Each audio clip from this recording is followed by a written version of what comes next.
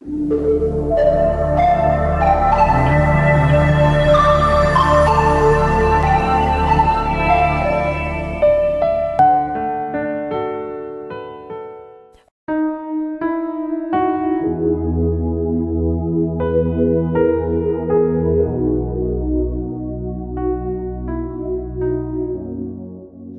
à tous, très heureux de vous retrouver sur les ondes de Radio Arc-en-Ciel.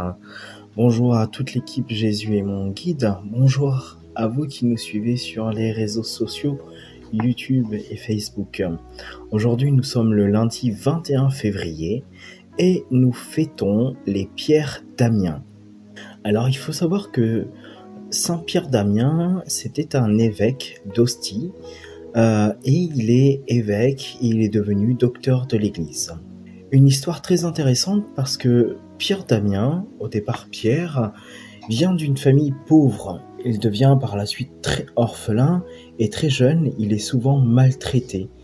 Il a connu la faim. C'est grâce à son frère Damien qu'il va pouvoir s'en sortir et c'est pour ça qu'il va prendre aussi le prénom de son frère en remerciement.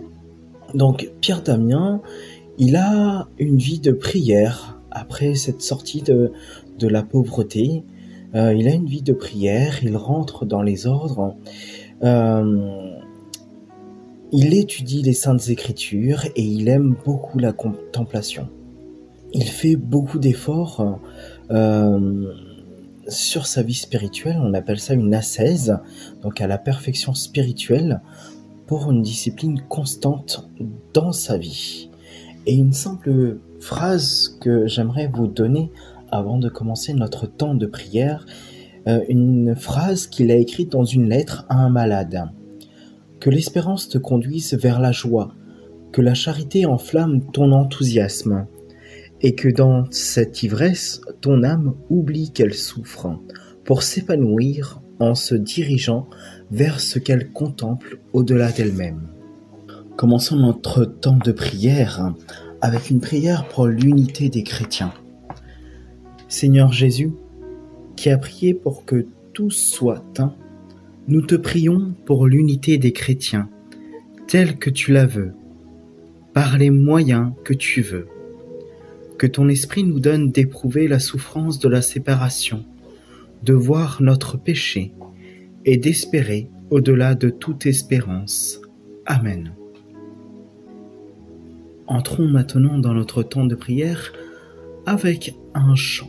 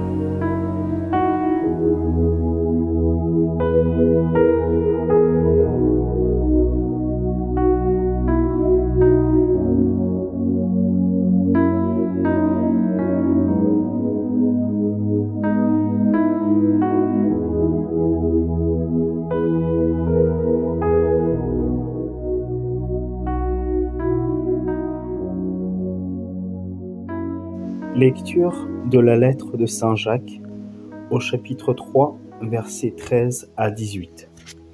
Bien-aimés, quelqu'un parmi vous a-t-il la sagesse et le savoir? Qu'il montre par sa vie exemplaire que la douceur de la sagesse inspire ses actes. Mais si vous avez dans le cœur la jalousie amère et l'esprit de rivalité, ne vous en vantez pas, ne mentez pas, n'allez pas contre la vérité. Cette prétendue sagesse ne vient pas d'en haut, au contraire, elle est terrestre, purement humaine, démoniaque. Car la jalousie et les rivalités mènent au désordre et toutes sortes d'actions malfaisantes. Au contraire, la sagesse qui vient d'en haut est d'abord pure, pacifique, bienveillante, conciliante, pleine de miséricorde et féconde en bons fruits, sans parti pris, sans hypocrisie. C'est dans la paix qu'est semée la justice, qui donne son fruit aux artisans de la paix. Parole du Seigneur.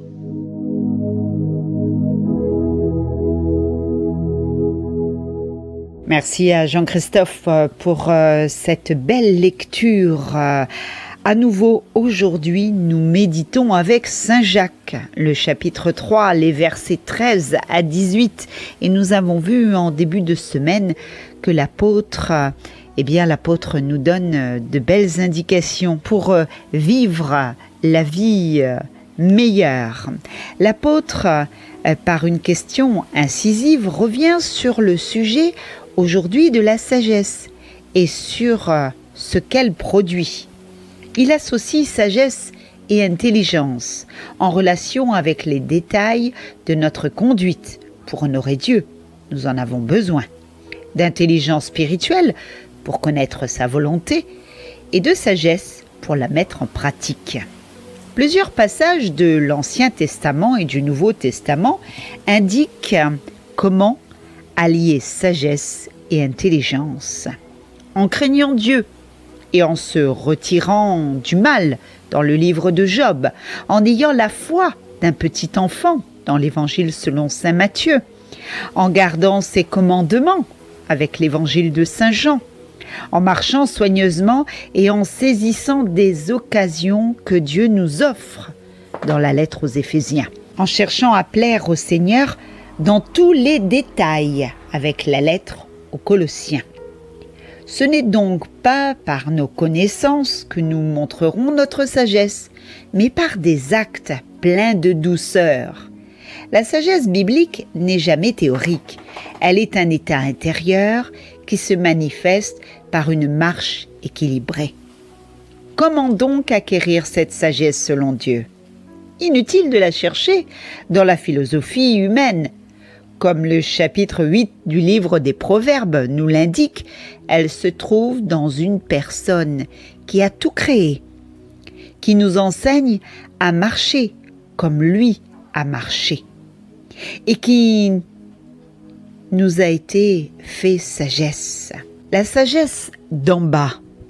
Dans le verset 14 à 18, l'auteur, par un contraste saisissant, présente deux aspects opposés de la sagesse.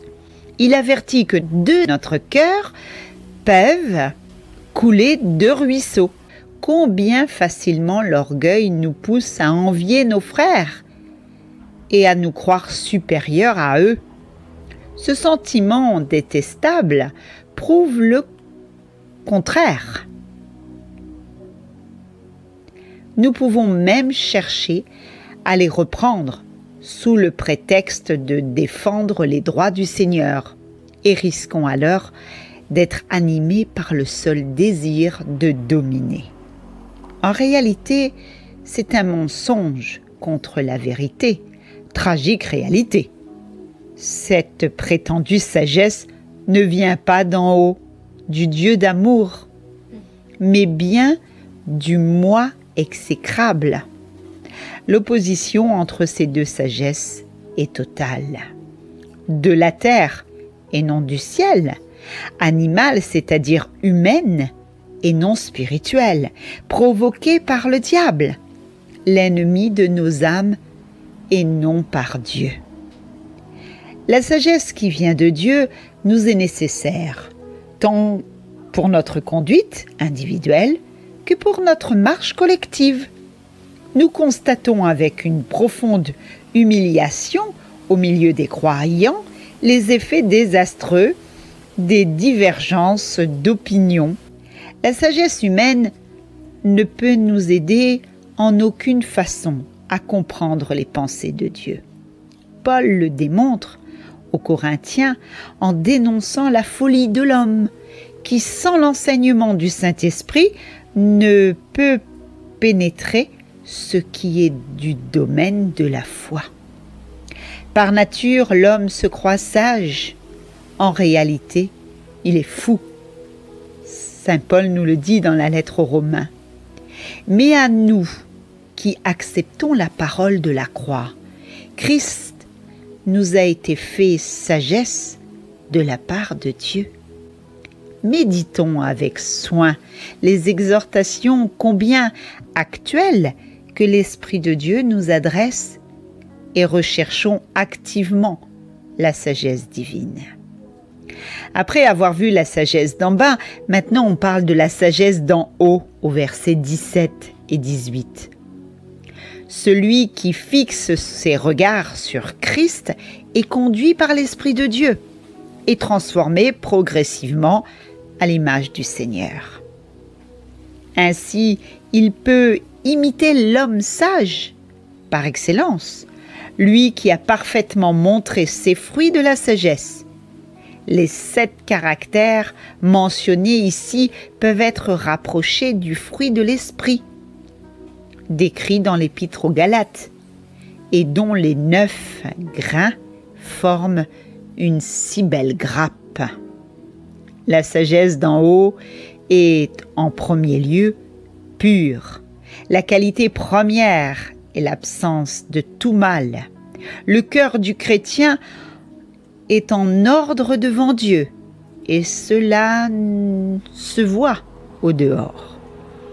Le jugement de soi permet de maintenir de la communion avec Dieu, et par voie de conséquence avec tous les frères qui marchent ainsi. Si nous marchons dans la lumière comme lui-même est dans la lumière, nous avons communion les uns avec les autres. Ensuite, paisible vis-à-vis des autres, le chrétien sage est exempt de toute agressivité. Et à l'image de son maître, le Dieu de paix, il recherche les choses qui tendent à la paix.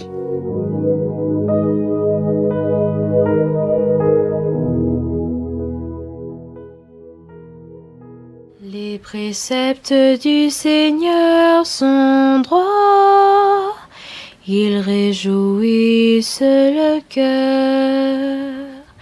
Les préceptes du Seigneur sont droits, ils réjouissent le cœur.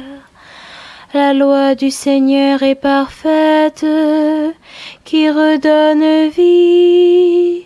La charte du Seigneur est sûre, qui rend sages les simples. Les préceptes du Seigneur sont droits, ils réjouissent le cœur. Les préceptes du Seigneur sont droits, ils réjouissent le cœur. Le commandement du Seigneur est limpide, il clarifie le regard. Les préceptes du Seigneur sont droits, ils réjouissent le cœur. La crainte qui inspire est pure, elle est là pour toujours. Les décisions du Seigneur sont justes et vraiment équitables. Les préceptes du Seigneur sont droits, ils réjouissent le cœur. Accueille les paroles de ma bouche, le murmure de mon cœur, qu'ils parviennent devant toi, Seigneur mon rocher, mon défenseur. Les préceptes du Seigneur sont droits, ils réjouissent le cœur. Les préceptes du Seigneur sont droits, ils réjouissent le cœur. Et voilà, ainsi s'achève notre temps de prière. Merci à Mazam pour le commentaire de la lecture. Merci à Maria pour le psaume. Et merci à Gabriel André et à sa chorale de l'Académie Musique Sacrée de Rennes qui nous a proposé le chant d'entrée The Lord Bless You and Keep You et sa version du chant créole Comme un oiseau. Je vous souhaite une très très belle journée en Christ, soyez tous bénis. À bientôt.